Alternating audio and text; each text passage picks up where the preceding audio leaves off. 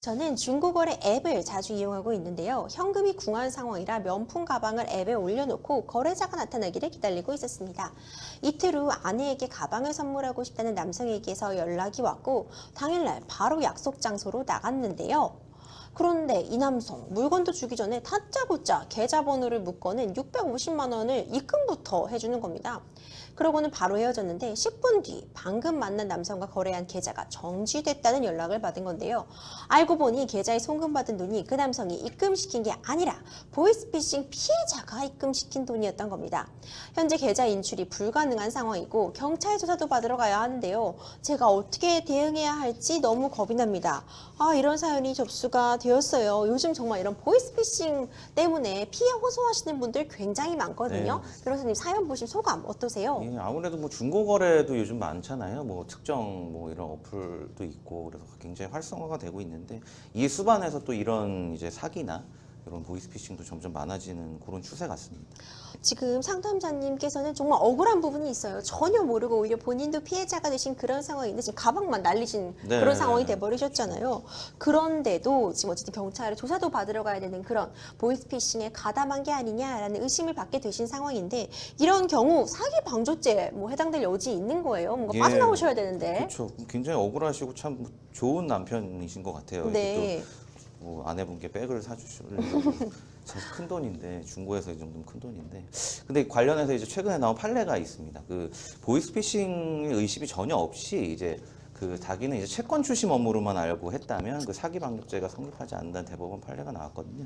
그 사실 이제 보이스피싱이라는 게 참 무서운 게 그 통장이나 이런 거를 단순히 대여만 해도 뭐 체크카드나 이런 거 그렇죠. 처벌을 받는 처벌받죠. 보통 이제 잘 모르시거든요 이거를. 근데 사회 통념상 이게 보이스피싱인지 도저히 알 수 없는 상황. 이제 이 판례에서는 채권 추심 업무로 약간 아르바이트를 하는 거였는데 그런 상황이라면 이제 방조죄는 성립하지 않는다는 대법원 판례가 아주 지난 중간에 나왔습니다. 제가 요거랑 관련이 있어서 좀 찾아보고 왔는데 그래서 이 경우도 마찬가지인 것 같아요. 설마 이제 그 백을 중고거래를 하러 나갔는데 이게 보이스피싱 피해자의 돈일지는 상상을 일반적으로 하기가 사회 어렵죠. 통념 상담하기 어렵잖아요. 예, 그래서 그 판례 기준으로 한다면 사기 방조죄가 되긴 좀 어려울 것 같습니다.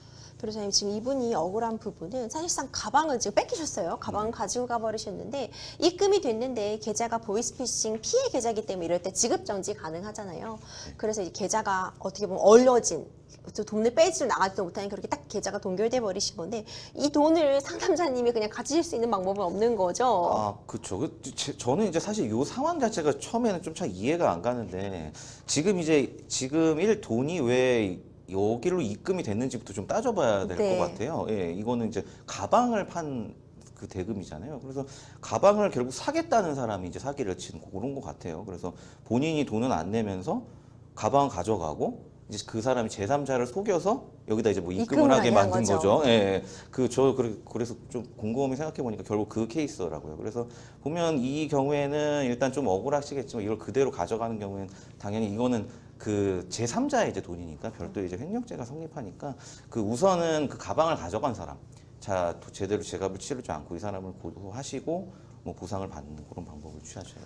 지금 사실 상담자님 역시 피해자잖아요. 그런데 당장 경찰에서 출두하라고 하고 안 그래도 뭐 보이스피싱에 모르고 가담해도 사기 방조 처벌받을 수 있다 이런 얘기 좀 많이 나오니까 좀 두려움이 크실 것 같은데 이 상담자님도 역시 피해자다. 이 부분을 입증하려면 어떤 증거を좀 가져가야 될까요?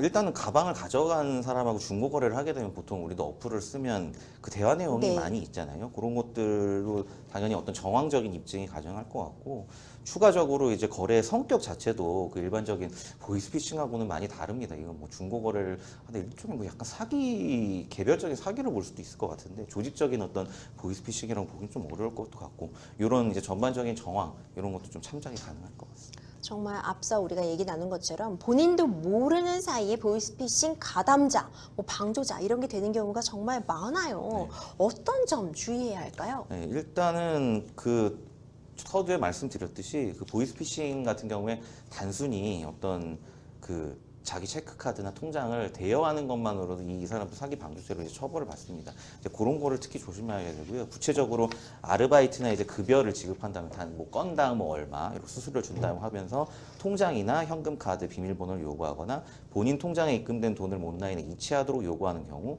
또는 현금을 전달받아 송금 요구 또 통장 체크카드를 배송하는 요구 이런 것들은 거의 100% 사기라고 보시고 거의 보이스피싱이니까 조심하시는 게 좋습니다. 조심하시는 수밖에 없는 것 같아요. 사실 요즘 중고 거래 자체도 굉장히 활발하잖아요. 그 유명한 야채 이름 딴 네, 마켓도 네, 있고 네. 중고 거래 앱 시장이 굉장히 활발하게 거래가 되고 있는데 중고 거래 앱을 통한 거래 사기 역시 굉장히 증가하고 있어요. 네. 이런 중고 거래할 때 미리 확인할 사항 있을까요? 네, 그 아무래도 뭐 이번 상황은 굉장히 이례적이긴 한데 그 일반적으로는 뭐 금원이나 어떤 물품만 편취하는 사례들이 좀 많아지는 것 같아요. 그래서 그 아무래도 뭐 직거래라고 하죠. 그런 게 이제 가장 뭐 안전할 것 같긴 하고, 근데 시간이 여의치 않으시다고 한다면 어떤 상대방의 어떤 기본적인 인적 사항들, 뭐 전화번호나 뭐 이름, 이런 주소 이런 것들은 좀 정확히 확인하셔서 만약에 문제가 생길 경우에 이제 그 사람한테 어떤 뭐 보상을 받는 이런 걸 하기 위해서 어쨌든 사람이 특정이 돼야 되거든요. 그런 걸 좀 신경 쓰셔서 거래를 하시는 게 좋을 것 같습니다.